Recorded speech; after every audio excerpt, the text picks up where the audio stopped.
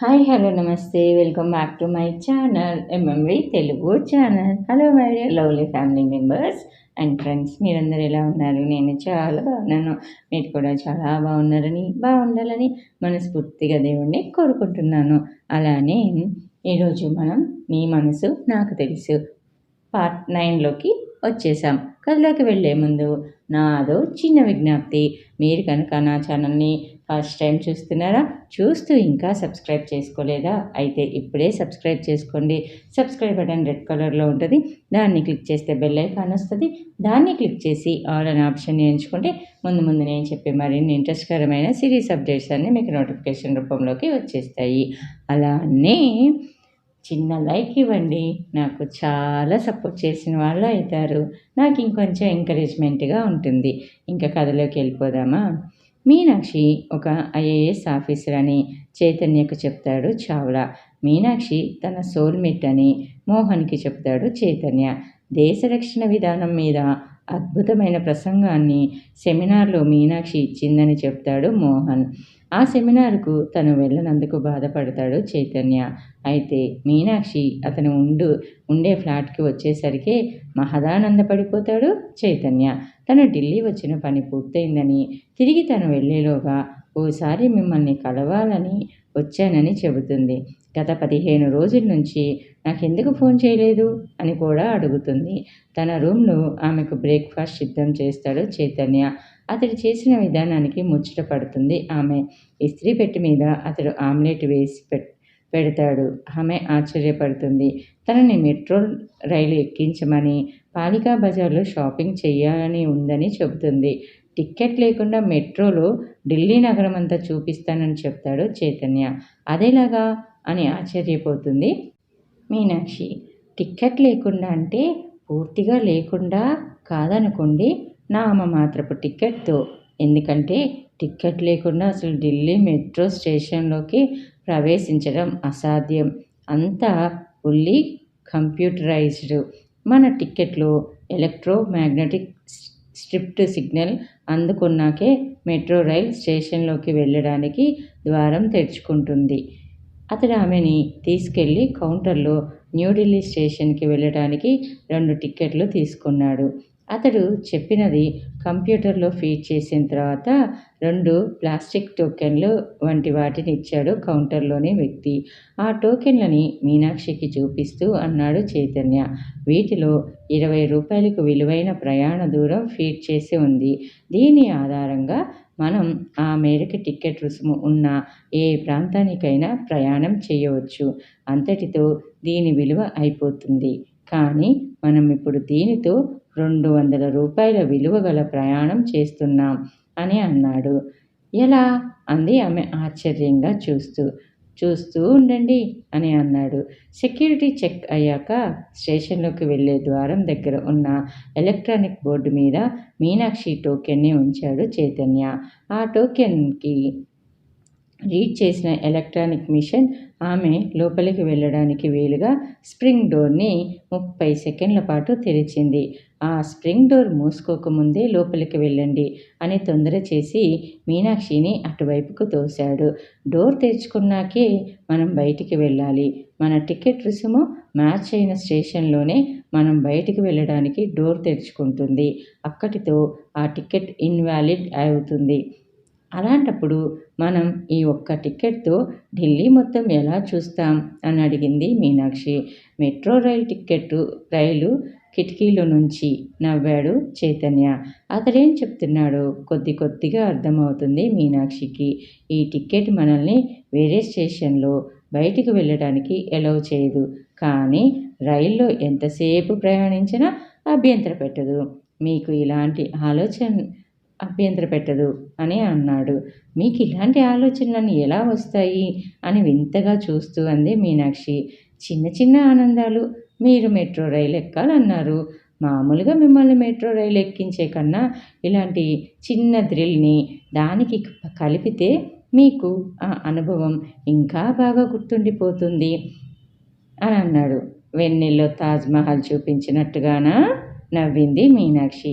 చైతన్య కూడా నవ్వాడు. మరో 2 నిమిషాల్లో ఆ ప్లాట్ఫామ్ మీదకి రైలు వస్తుందన్న విషయాన్ని సూచిస్తూ ప్లాట్ఫామ్ మీద ఉన్న ఎలక్ట్రానిక్ బోర్డులు వెలుగుతున్నాయి. జనమంతా పచ్చ రంగులో ప్లాట్ఫామ్ మీద గీతలు గీసిన చోట లైన్లో నిలబడి ఉండటాన్ని గమనించి అడిగింది మీనాక్షి. అదేమిటి? రైలు ఆగినప్పుడు గుమ్మాలు కరెక్ట్గా అక్కడికి వచ్చి ఆగుతాయి. అందుకే జనం ముందుగా అక్కడే క్యూలో నిల్చొని ఉంటారు. ఆలస్యం లేకుండా ఇద్దరు నడుచుకుంటూ వెళ్ళి ఖాళీగా ఉన్న క్యూ దగ్గర నిలబడ్డారు. సరిగ్గా 2 నిమిషాలకి పెద్దగా సౌండ్ లేకుండా మెట్రో రైలు వచ్చి వాళ్ళ ముందు ఆగి, రైలు పూర్తిగా ఆగిన తర్వాత పెద్ద తలుపు తెరుచుకున్న తర్వాత ప్లాట్ఫామ్తో కలిసిపోయినట్టుగా అనిపిస్తున్న మెట్రో రైల్లోకి గబగబా నడుచుకుంటూ వెళ్ళిపోవడం. అందరూ ఎక్కగానే డోర్లు ఆటోమేటిక్గా మూసుకొని లాక్ అవటం. డోరు పూర్తిగా లాక్ అయిన తర్వాత రైలు వేగంగా కదలటం. అన్నిటినీ ఆశ్చర్యంగా చూస్తూ ఉండిపోయింది మీనాక్షి. ప్రతి కంపార్ట్మెంట్లోనూ ద్వారానికి పైన మెట్రో రైలు మ్యాప్ని సూచిస్తూ స్టేషన్లో పేర్లతో ఉన్న బోర్డులు ఉండడాన్ని, దాంట్లో రైలు ప్రస్తుతం ఎక్కడ ఉందో ఎర్ర రంగు లైటు వెలుగుతూ ప్రయాణికులకి సూచించటం, స్టేషన్ వచ్చే ముందు రైలు ఆడియో సిస్టమ్ ద్వారా అనౌన్స్మెంట్ రావటం, స్టేషన్లో డోర్లు ఏ వైపు తెరుచుకుంటాయో కూడా అనౌన్స్మెంట్లో సూచించటాన్ని చూస్తూ మెచ్చుకోకుండా ఉండలేకపోయింది మీనాక్షి. అక్కడి నుంచి ప్రయాణం చేసి మెట్రో స్టేషన్లో అన్నిటికన్నా అత్యంత రద్దీగా ఉండే రాజీవ్ చౌక్ స్టేషన్లో దిగారు ఇద్దరు. 2-3 మెట్రో లైన్లు కలిసే ఆ జంక్షన్ని అండర్గ్రౌండ్లో సెంట్రలైజ్డ్ ఎయిర్ కండిషన్తో నిర్మితమై విదేశాలను తలపించేస్తున్న ఆ స్టేషన్ని, సముద్ర ప్రవాహంలో కదులుతున్న జనవాహినిని, మెట్రో రైళ్లను చూస్తూ చాలా ఆశ్చర్యపోయింది మీనాక్షి. అక్కడి నుంచి మరో రైలు ఎక్కి మరో స్టేషన్కి, అక్కడి నుంచి వెనక్కి తిరిగి మరో స్టేషన్కి, ఇలా మొత్తం ఢిల్లీ అంతా మెట్రోలో తిప్పాడు చైతన్య ఆమెని. ప్రతి స్టేషన్లోనూ దిగటం, బయటికి వెళ్ళాలని ప్రయత్నం చేయకుండా మరో రైలు ఎక్కి మరో ప్రదేశానికి వెళ్ళటం. 20 రూపాయలతో ఇంత ప్రయాణం చేశామని తెలిస్తే ఢిల్లీ మెట్రో వాళ్ళు తమ మీద 420 కేసు పెడతారు అని, రైల్లో చెక్కింగ్ లేకపోబట్టి మనం బ్రతికిపోయాం అని అంది. ఇద్దరు మరో రైలు ఎక్కి న్యూఢిల్లీ స్టేషన్లో దిగి టోకెన్ మిషన్కి చూపించి బయటికి వచ్చారు. ఇంత రద్దీ ఉన్న ప్రయాణికులకి ఏమాత్రం ఇబ్బంది లేకుండా, అభివృద్ధి చెందిన దేశాలకి ఏమాత్రం తీసిపోకుండా మెట్రో రైల్ రన్ చేస్తున్నారు. గ్రేట్! ఈ రైల్లో ప్రయాణం చేస్తుంటే మనం ఇండియాలో ఉన్నామా, విదేశాల్లో ఉన్నామా అన్న అనుమానం వస్తుంది అనేసి అంది. నాకు అలాగే అనిపిస్తుంది. మన హైదరాబాద్లో కూడా మెట్రో ప్రారంభం అవుతుంది కదా, దాన్ని కూడా ఇదే స్టాండర్డ్స్లో రన్ చేసేలా ప్రభుత్వం తరపున చర్యలు తీసుకునేలాగా చూడండి అన్నాడు చైతన్య. చెబుతాను కానీ ఇలా ఒక్క టిక్కెట్తో ఎంత దూరమైన ప్రయాణం చేయగలిగే వీలు లేకుండా మాత్రం ఆలోచించి ఏదో ఏర్పాటు చెయ్యమని చెబుతాను అని అంది.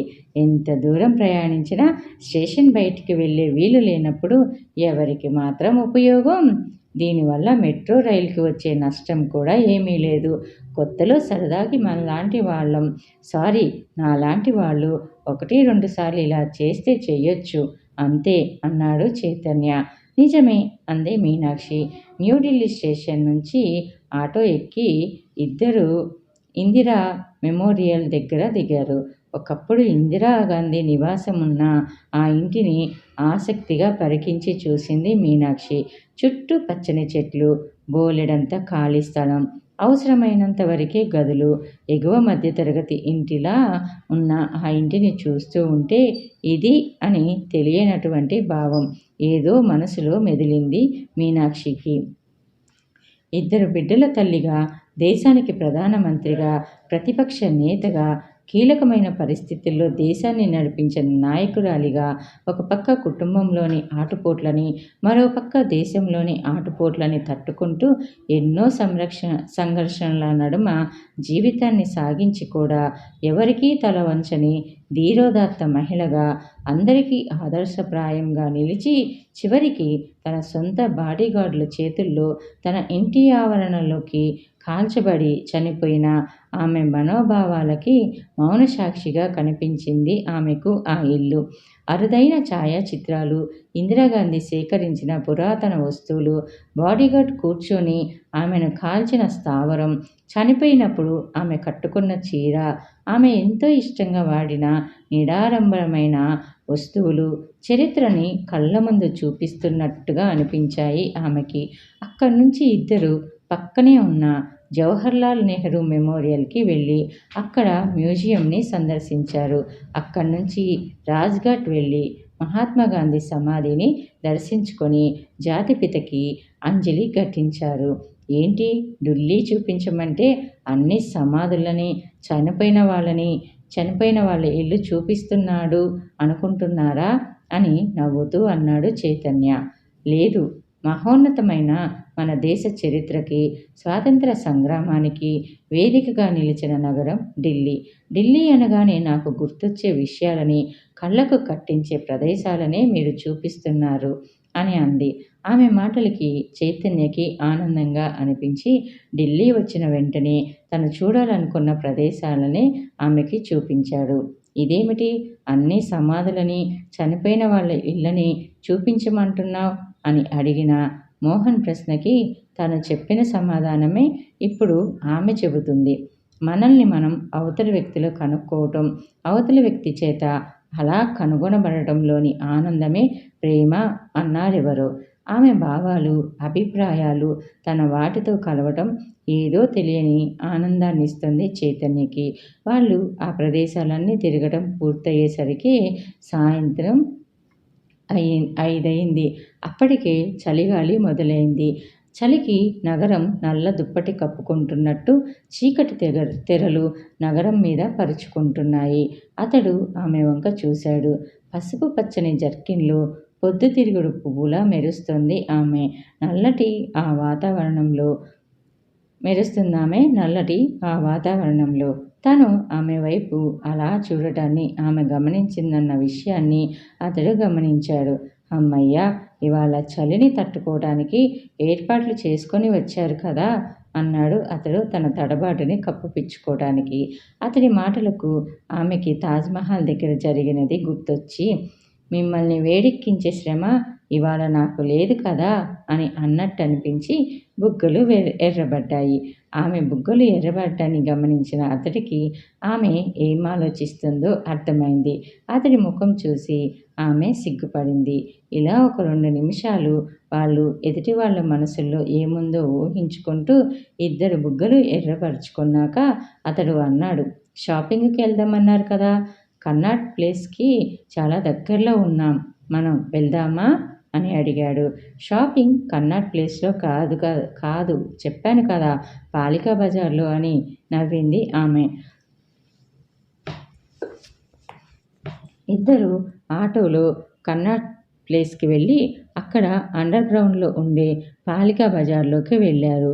జడపిన్నుల దగ్గర నుంచి రాకెట్ తయారు చేసే సామాగ్రి వరకు అన్నీ దొరుకుతాయేమో అని అనిపించేటట్లుగా అండర్ గ్రౌండ్లో ఉన్న ఆ చిన్న చిన్న షాపులను అక్కడ వేగంగా మాట్లాడుతూ చాకచక్యంగా వస్తువులను అమ్మే షాప్ కీపర్లని ఆసక్తిగా గమనిస్తూ ఇరుకు సందుల్లో తిరగసాగారు ఇద్దరు.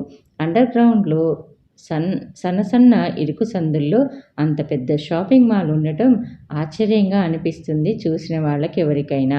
ఇక్కడ షాపింగ్ చేసేటప్పుడు మీరు 2 విషయాల్ని గుర్తుపెట్టుకోవాలి. ఏ వస్తువును బేరమాడకుండా కొనవద్దు, కొనాలనుకుంటే తప్ప ఏ వస్తువును బేరమాడవద్దు అన్నాడు చైతన్య మీనాక్షితో. మీనాక్షి నవ్వింది.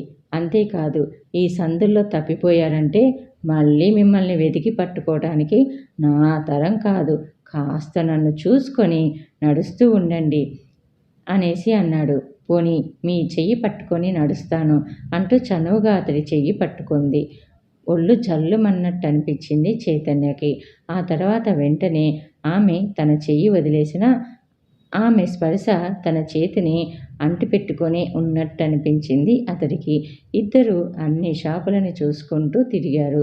చైతన్య చెప్పిన సూత్రాల్ని మర్చిపోయి కొనాలనిపించకపోయినా కొన్ని షాపుల్లో బేరమాడి వాళ్ళని వదిలించుకోవడానికి నానా తిప్పలు పడ్డారు. కొన్ని వస్తువులను బేరమాడకుండా కొనేసి తర్వాత మరో షాపులో మరింత తక్కువ రేటుకి ఆ వస్తువులను చూసి నాలుక ఖర్చుకున్నారు. రకరకాల బొమ్మలని, గాజులని కొంది మీనాక్షి పాలికా బజార్లో. ఆమె కోసం ఒక జత ఎర్రని లక్క గాజులని కొన్నాడు చైతన్య. ఆమె కొన్న వస్తువుల క్యారీ బ్యాగ్లో వెయ్యటం కూడా అపురూపంగా, గొప్పగా అనిపించింది చైతన్యకి. పాలికా బజార్లోంచి బయటకొస్తుంటే అంది మీనాక్షి, ఆకలేస్తుందండి అని. అయితే ఇక్కడే ఎక్కడైనా హోటల్లో డిన్నర్ చేసేసి మీరు మీ గెస్ట్ హౌస్కి వెళ్ళిపోదురు గాని అన్నాడు చైతన్య. 15 రోజుల నుంచి ఈ రొట్టె ముక్కల్ని పీక్కొని తిని తిని విసుగొస్తుందండి. చక్కని సాంప్రదాయిక దక్షిణ భారతదేశ వంటలని తినాలనుంది నాకు అని అంది. పదండి, మీకు సౌత్ ఇండియాలో కూడా దొరకనటువంటి అద్భుతమైన సౌత్ ఇండియన్ ఫుడ్ని తినిపిస్తాను అంటూ కన్నాట్ ప్లేస్లో ఉన్న శరవణ భవన్ హోటల్కి తీసుకువెళ్ళాడు ఆమెని చైతన్య. ఢిల్లీ నడుబొడ్డులో ఉన్న ఆ అధునాతనమైన హోటల్లో బొట్టు పెట్టుకున్న తమిళ సర్వర్లు వచ్చి తమిళ యాసలో ఆర్డర్లు తీసుకుంటుంటే ఆశ్చర్యంగా చూసింది మీనాక్షి. మీరు సివిల్ సర్వీసెస్ చేద్దామని ఎందుకు అనుకున్నారు ఆర్డర్ ఇచ్చాక అడిగాడు చైతన్య ఆమెని. అసలు నేను సివిల్స్ రాద్దామని అనుకోలేదు, ఐఏఎస్ ఆఫీసర్ని అవుదామని అనుకోలేదు. చిన్నప్పటి నుంచి నాకు టీచర్ కావాలనే ఉండేది అనేసి చెప్పింది. చైతన్య ఆశ్చర్యంగా చూశాడు ఆమె వంక. మీరు చెబుతున్నది విచిత్రంగా ఉంది. అందరూ పెద్ద పెద్ద ఆశయాలని లక్ష్యాలుగా పెట్టుకొని దాన్ని చేరుకోలేక చిన్నవాటి దగ్గర సెటిల్ అవుతూ ఉంటారు. మీరేంటి అందుకు రివర్స్గా చెబుతున్నారు అని అడిగాడు చైతన్య అమాయకంగా. లక్ష్యాలలో పెద్దవి చిన్నవి అంటూ ఉండవు. మన అభిరుచులకు అనుగుణంగా మన లక్ష్యాలు ఏర్పడతాయి. నాకు చిన్నప్పటి నుంచి స్కూలు పిల్లలన్నా చాలా ఇష్టం. ఆ ఇష్టంతోనే స్కూల్ టీచర్నై ఎక్కువ సమయం స్కూల్ పిల్లలతో గడపాలనుకునేదాన్ని. కానీ అనుకోని పరిస్థితుల్లో సివిల్ సర్వెంట్ని కావాల్సి వచ్చింది. వింటే మీకు సిల్లీగా అనిపించొచ్చేమో కానీ నేను నా లక్ష్యాలని మార్చుకోవడానికి కారణం మాత్రం మా మామయ్య కొడుకు ప్రణీత్. తీయటి పాయాసం తాలూకు రుచిని ఆస్వాదిస్తుంటే పంటి కింద రాయి లాంటిది తగిలినట్టుగా చూశాడు చైతన్య. ఎవరి ప్రణీత్? ఆమె మామయ్య కొడుకు అంటే? ఆమె ఆశయాన్ని మార్చుకునేంతలా ఆమెని ఇన్ఫ్లుయెన్స్ చేశాడంటే అతడి ఆలోచనలు పరిపరి విధాలుగా సాగుతున్నాయి. అతడు కూడా ఐఏఎస్ ఆఫీసరా? నీరసంగా అడిగాడు చైతన్య. మీనాక్షి తల అడ్డంగా ఊపింది. కాదు, అతడు ఒక నక్సలైట్ అని చెప్పింది. అదిరిపడ్డట్టుగా చూశాడు చైతన్య. నక్సలైటా అని అడిగాడు. అవును అంది ఆమె. ఆమె ఒక నక్సలైట్కి బంధువు అని తెలిసినా సరే ఆ సమాచారం అతడికి ఆ క్షణంలో అమితమైన ఆనందాన్ని ఇచ్చింది. ఎందుకంటే ఐఏఎస్ ఆఫీసర్ అయిన ఒక అమ్మాయికి పెళ్లి చేసుకోవటానికి నక్సలైట్ కన్నా ఒక రీసెర్చ్ విద్యార్థి మంచి చాయిస్ అని అనుకున్నాడు.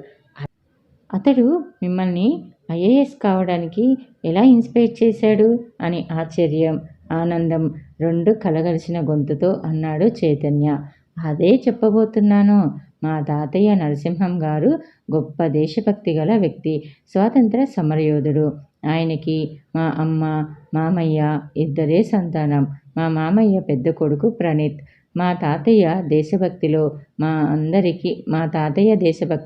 మా అందరికీ వచ్చింది. ప్రణీత్కి దేశభక్తి ఉంది, కానీ అది వేరే దారి పట్టడంతో అతడు నక్సలైట్లతో చేతులు కలిపాడు.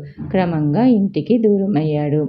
అతి తక్కువ సమయంలోనే నక్సలైట్లలో పై స్థాయికి వెళ్ళగలిగాడు. అతడి నాయకత్వంలో వాళ్ళ కార్యకలాపాలు ఊపందుకున్నాయి. ఎన్నో విధ్వంసాలు జరిగేవి. అవన్నీ తెలుస్తున్న కొద్దీ మా మామయ్య కృంగిపోయేవాడు. మా ఇంటి వ్యక్తి వల్ల ఇటువంటి విద్రోహ చర్యలు జరగటం ఆయన భరించలేకపోయాడు. అలాంటి కొడుకుని కన్నందుకు అనుక్షణం కుమిలిపోయేవాడు. కొన్నాళ్ళకి ఒక ఎన్కౌంటర్లో అతడు మరణించాడు. అతడి మరణం మామయ్యకి రిలీఫ్గా అనిపించింది. అయినా జరిగినది తలుచుకుంటూ ఎప్పుడూ బాధపడేవాడు. అప్పటికే బావ వల్ల దేశానికి చాలా నష్టం జరిగినది అని ఆయన బాధ. మా కుటుంబం నుంచి వచ్చిన వ్యక్తి వల్ల దేశానికి నష్టం జరిగిందన్న బాధ ఆయన్ని వదిలిపెట్టలేదు. ఆ బాధ ఆయనకే కాదు, మా కుటుంబానికి అంతటికీ ఉండేది. ముఖ్యంగా నాకు. మామయ్య మనస్తత్వమే నాకు వచ్చింది.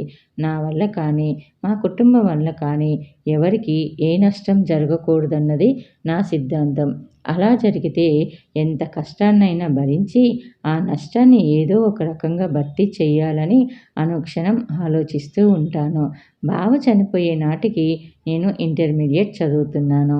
బావ వల్ల దేశానికి జరిగిన నష్టానికి సివిల్ సర్వెంట్‌నై దేశానికి సేవ చేయటం ద్వారా భర్తీ చెయ్యాలి అని అనిపించింది నాకు.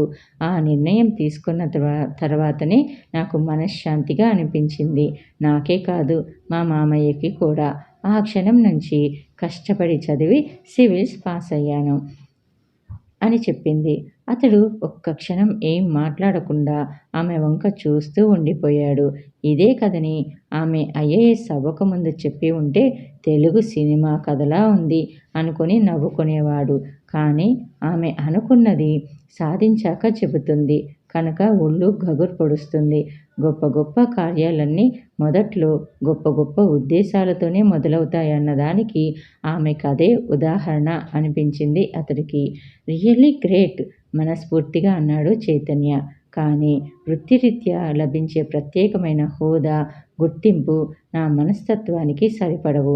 నేను అందరిలో కలిసి సామాన్య వ్యక్తిలా జీవించటాన్నే ఇష్టపడతాను ఎక్కువగా. అందుకే అప్పుడప్పుడు ఇలా నా ఉద్యోగం నుంచి, ఆ మనుషుల నుంచి పారిపోతుంటాను అని చిన్నగా నవ్వి చెప్పింది ఆమె. ఆమె ఇప్పుడు తనకి పూర్తిగా అర్థమైనట్టుగా అనిపించింది అతడికి. అర్థమయ్యాక మరింతగా నచ్చినట్టుగా అనిపిస్తుంది. వాళ్ళు ఆర్డర్ ఇచ్చిన దక్షిణ భారతదేశ వంటకాలను తీసుకొచ్చి సర్వర్ వాళ్ళ టేబుల్ మీద ఉంచాడు. అబ్బా! ఇంత చక్కని సాంబార్ వాసన పీల్చి ఎన్నాళ్ళయిందో స్పూన్తో సాంబార్ తీసి నోట్లో వేసుకుంటూ అంది మీనాక్షి. చైతన్య నవ్వుతూ 2 ప్లేట్లలో సర్వ్ చేశాడు. అవును, మీ గురించి చెప్పండి. మీరు రీసెర్చ్ చేస్తున్న సబ్జెక్టు చాలా విచిత్రంగా ఉంది. చావ్లా గారు చెప్పారు. ఏంటిది అందామె సాంబార్లో ముంచిన వడని రుచి ఆస్వాదిస్తూ. National security strategy in peace and war సిగ్గుపడుతున్నట్టుగా చెప్పాడు చైతన్య.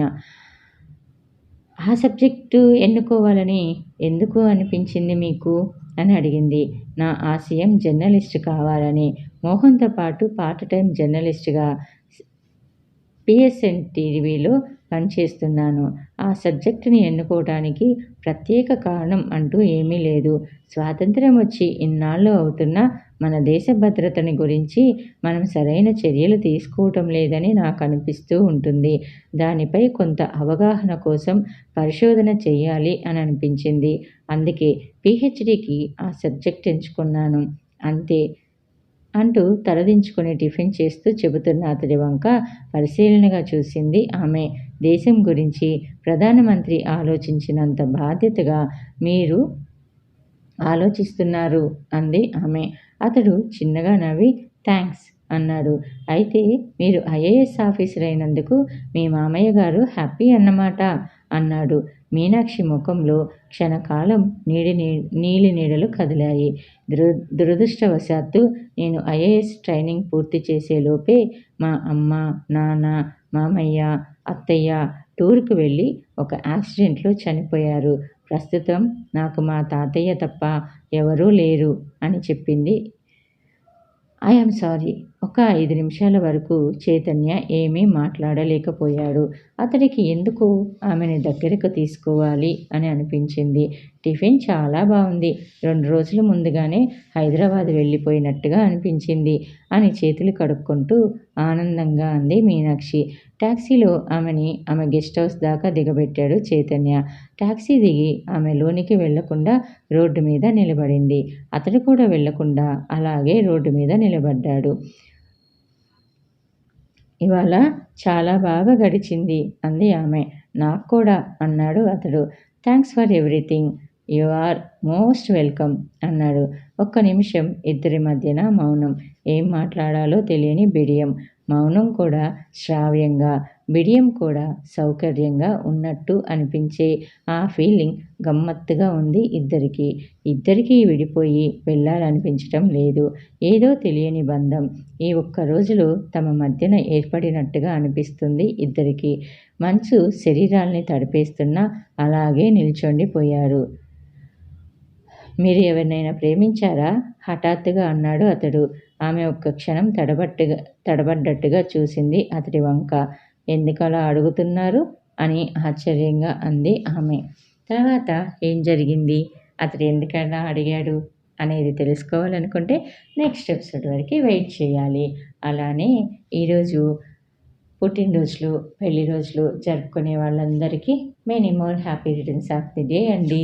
మీరు ఇలాంటి అకేషన్స్ మరిన్ని జరుపుకోవాలని మనస్ఫూర్తిగా దేవుణ్ణి కోరుకుంటున్నాను. ఓకేనా? Thanks for the watching. Bye bye. Take care. See you soon again.